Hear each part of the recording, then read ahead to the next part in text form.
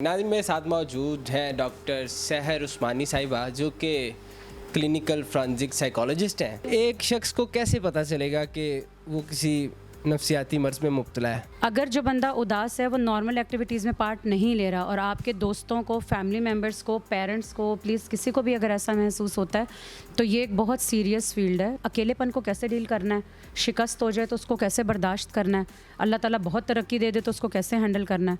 हम बैलेंस नहीं कर पा रहे अपनी चीज़ों को। रात को कबूतर आता है, रात को परी आती है और अल्लाह ताला मुझे फ़रिश्ता भेजता है और वो सिर्फ मुझसे ही बात कर सकता है। अस्सलाम वालेकुम, मैं हूँ रेहान हैदर और आप देख रहे हैं डिजिटल रंग। नाज़िम मेरे साथ मौजूद हैं डॉक्टर सहर उस्मानी साहिबा जो कि क्लिनिकल फॉरेंसिक साइकोलॉजिस्ट हैं।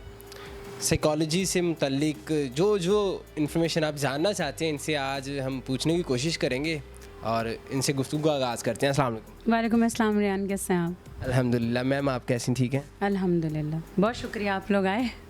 मुझे बताइएगा what is psychology? Psychology basically है क्या?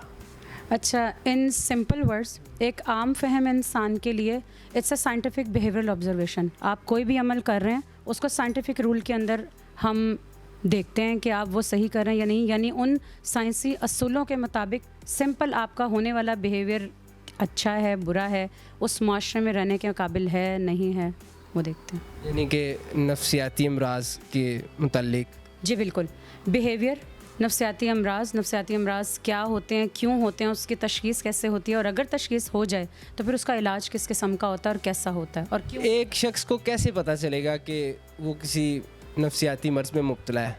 एक शख्स को ख़ुद पता नहीं चलेगा, उन्हें बस अलामात फ़ील होंगी। ये बिल्कुल इसी तरह है जैसे आपकी शुगर लो हो रही हो और आपको हार्ट अटैक हो रहा हो या आप बीपी के पेशेंट हैं। तीनों सूरतों में जब आपको लो होता है तो आपको लगता है कि मुझे कुछ खाने की ज़रूरत है, मुझे अर्ज होती है, you have to eat something sweet and salty, अगर which is related to sugar and BP. ठीक हो गया।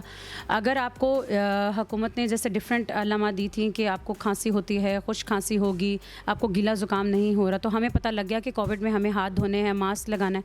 इसी तरह नफ्सियाती बीमारियों की भी कुछ अलामात होती हैं और तशख़ीसी डायग्नोस्टिक स्टैटिस्टिकल मैनुअल होता है हमारा और आम ज़बान में तशख़ीसी मेयार होता है। हम उस चेक लिस्ट के मुताबिक वो अलामात मैच कर लेते हैं। लेट्स सपोज़ मिसाल के तौर पर अगर डिप्रेशन है, सोचें चेन ऑफ थॉट्स में सबसे ज़्यादा आप क्या डिस्टर्ब कर रहे हैं? पर्सनल लाइफ को डिस्टर्ब कर रहे हैं, अकेले बैठे हुए हैं, सैड बैठे हुए हैं, पार्टी शार्टी में, या नॉर्मल दोस्तों के साथ आप बात नहीं कर रहे, कम बात कर रहे हैं, उदासी है, नाउमीदी है, या आपको सुसाइडल आइडियाज़ आ रहे हैं।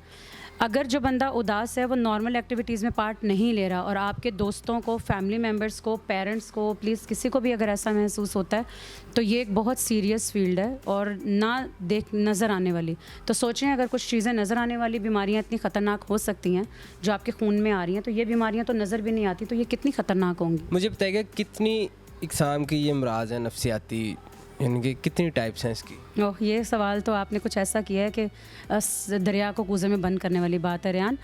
बिल्कुल ऐसा है कि ये 500 प्लस, बल्कि आप समझ लें 1000 से ऊपर नफ्सियाती बीमारियां हैं जिसका हमारे पास एक मैनुअल होता है और उसमें कुछ कोड्स दिए हुए होते हैं। 3 चीज़ें होती हैं, एक बिहेवियर होता है, एक डायग्नोस होता है, यानी कि वो अमल या वो जो काम वो कर रहा है, बिहेवियर वही होता है जो हम अपने काम, अपना सलूक, अपना बर्ताव कर रहे होते हैं आसान ज़बान में, वो क्या अल्फाज यूज़ कर रहा है। और उसके बाद सेकंड चीज़ होती है उसकी डायग्नोस, कि उसकी अलामात क्या आ रही हैं, तशख़ीस करते हैं। और थर्ड चीज़ हमारी इंटरवेंशन होती है जिससे आप तशख़ीसी, आपको थेरेप्यूटिक इंटरवेंशन कहते हैं, जो उसका इलाज होता है। ये 3 पे मुश्तमिल है। ठीक हो गया है। तो मुझे बताइए किस तरह के लोग आपके पास आते हैं? इसको ऐसे आप देख लो कि आपके मियाँ बीवी की जो लड़ाई होती है, सम टाइम आप वो सॉल्व नहीं कर सकते, कभी कभी वो हमारे पास आके 5 मिनट में सॉल्व हो जाती है, मसला इतना ज़्यादा नहीं होता। अगर आपको लगता है कि आप लोगों में आपस में मसालहत नहीं हो रही तो ठीक है, मजहबी स्कॉलर्स वगैरह से भी आप लोग पूछ लें। कुरान, शरा, अल्लाह ताला, नॉर्मल लाइफ में देखा जाए ये सब चीज़ें चलती हैं, लेकिन अगर आपको लगता है कि बिहेवियर के इशूज़ आ रहे हैं या बर्ताव के, रवैया जात के, या वो तवज्जो नहीं दे रहे, इमोशनल डिस्टर्बेंसेस जहाँ पर भी आ रहे हैं, वहाँ पे आपको प्रोफेशनल की हेल्प लेनी चाहिए। आपके मुताबिक पाकिस्तान में कितने % लोग हैं जो कि इन इश्यूज़ के साथ जंग लड़ रहे हैं? अब तो मैं आपको बताऊं कि मैं ये हैरान हूँ इस बात पे कि जो यंग जनरेशन है, वो हमारे जो बुज़ुर्ग पहले होते थे ना रेहान, उनसे कहीं ज़्यादा आजकल की नई जनरेशन इस चीज़ से लड़ रही है। क्योंकि हम डिग्री तो दे रहे हैं हम MBBS को, इंजीनियरिंग का कागज़ तो उनके हाथ में पकड़ा रहे हैं, लेकिन अकेलेपन को कैसे डील करना है, शिकस्त हो जाए तो उसको कैसे बर्दाश्त करना है, अल्लाह ताला बहुत तरक्की दे दे तो उसको कैसे हैंडल करना है, हम बैलेंस नहीं कर पा रहे अपनी चीज़ों को। दरअसल वो बैलेंस ही है जो डिसबैलेंस ही है, सॉरी, जिसकी वजह से शायद बैलेंस और आगे ज़िंदगी गुजारने में प्रॉब्लम्स हो रही हैं। इसके क्या ट्रीटमेंट्स और प्रिकॉशंस हैं जो आप बताना चाहेंगी नाज़रीन को? हाँ, अच्छा, इसमें इस तरह होता है रेहान कि हर बीमारी का अपना एक म्यार होता है, हर बीमारी की अपनी तशख़ीस होती है और उसके बाद उसका इंटरवेंशन यानी कि थेरेपेटिक प्लान होता है। वो इंडिविजुअल टू इंडिविजुअल, ये बंदे तो बंदे वेरी करता है, ठीक है। अगर एक बच्चा आया है और उसके अंदर कुछ बिहेवियरल इश्यूज़ हैं तो हो सकता है कि वो बड़ा होकर कोई खुदा ना खासा कोई सीरियल किलर भी बन सकता है। अगर आप देख रहे हैं कि एक बच्चा बहुत अग्रेसिव है और वो अग्रेसिव गेम्स ही खेल रहा है तो आप यकीन करें कि उसकी तबीयत में अग्रेसिवनेस आ जाएगी। एंगर मैनेजमेंट जब तक नहीं होगी उसकी तो उस वक्त तक वो बच्चा ठीक नहीं हो सकता। यानी अगर आपको महसूस हो रहा है वो वॉशरूम में ज़्यादा वक्त गुजार रहा है या गुजार रही है या उनकी अदर पर्सनल एक्टिविटीज़ बहुत ज़्यादा हो सकता है बेचारे को कॉन्स्टिपेशन इश्यूज़ हों। हाँ, बिल्कुल हो सकता है, लेकिन ये फिज़िकल डॉक्टर को एक बार होगा, पेरेंट्स को पता होगा 2 बार होगा, उसके बाद तशख़ीस हो गई होगी और पता चल जाएगा। ये वो वक्त है जब आप 1 से 1.5 घंटे से ज़्यादा अपने वॉशरूम में गुजार रहे हैं, तो हो सकता है कि वो गैर अखलाकी हरकतें ऐसी देख रहा हो या कर रहा हो जिसको माँ बाप को बहुत नोट करने की ज़रूरत है। और ये बहुत ज़्यादा 10 साल की उम्र से जब आपको बायोलॉजिकली पता लगता है, जब आपके जिस्म में बलूगत के दिन आ रहे होते हैं, तो फीमेल और मेल्स में जब हमारे इश्यूज़ चल रहे होते हैं, हमें पता लग रहा होता है कि इस वजह से हम मर्द और औरत हैं, तो उस वक्त ये इश्यूज़ आते हैं। उस वक्त बच्चों की तरबियत पॉजिटिवली करना बहुत ज़रूरी है। बाप को चाहिए वो बेटे की करे और माँ को चाहिए वो बेटी की करे।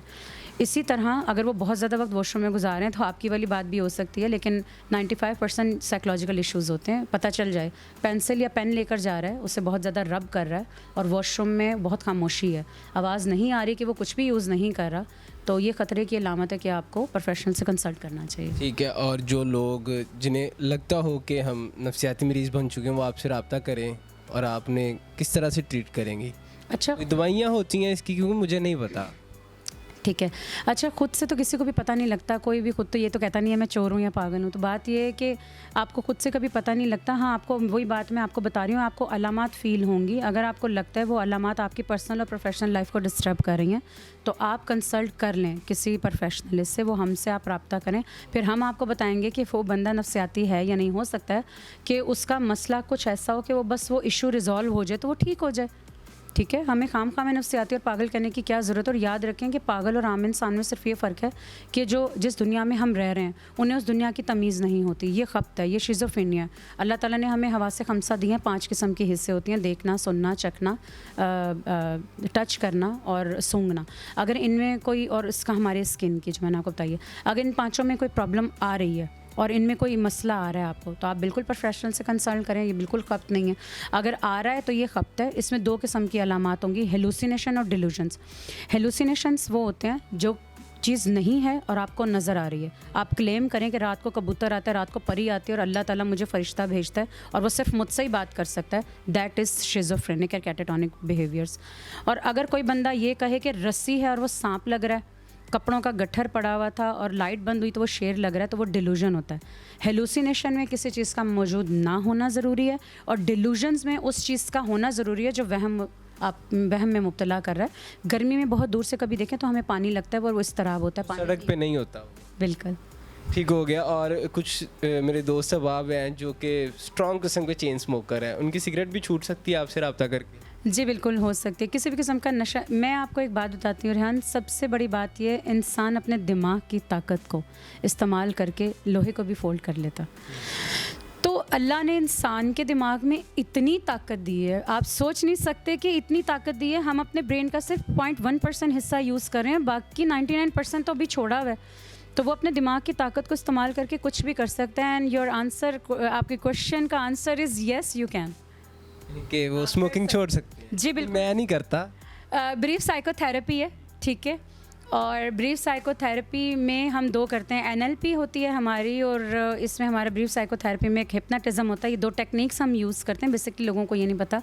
तो आपको ट्रांस में लेकर जाते हैं। ट्रांस में बहरहाल ये 45 मिनट से 1 घंटे का एक प्रोसेस होता है। ये जब होगा तब पता चलेगा। ये क्यूरियोसिटी हम मेनटेन करे रखते हैं। नेक्स्ट डे में लेके आऊँगा ऐसे वो जो स्मोकर जी। तो नाज़रीन, आपने साइकोलॉजी से मुतल्लिक कुछ इनकी बातें सुनी। तमाम बातें तो छोटे ड्यूरेशन में दौरानिए में कवर करना मुश्किल सी बात है, लेकिन जहाँ तक पॉसिबल हो सका आपको इससे आगाह किया। अपनी राय कमेंट सेक्शन में ज़रूर आगाह कीजिएगा। और आप भी ऐसे ही किसी मसले से दो चार हैं, स्मोकिंग छोड़ना चाहते हैं, किसी बंदी को छोड़ना चाहते हैं, या ब्रेकअप की वजह से परेशान हैं, या कुछ और इश्यूज़ चल रहे हैं, तो आप इनके साथ रब्ता कर सकते हैं। मुझे दीजिएगा इजाज़त। अल्लाह हाफिज़।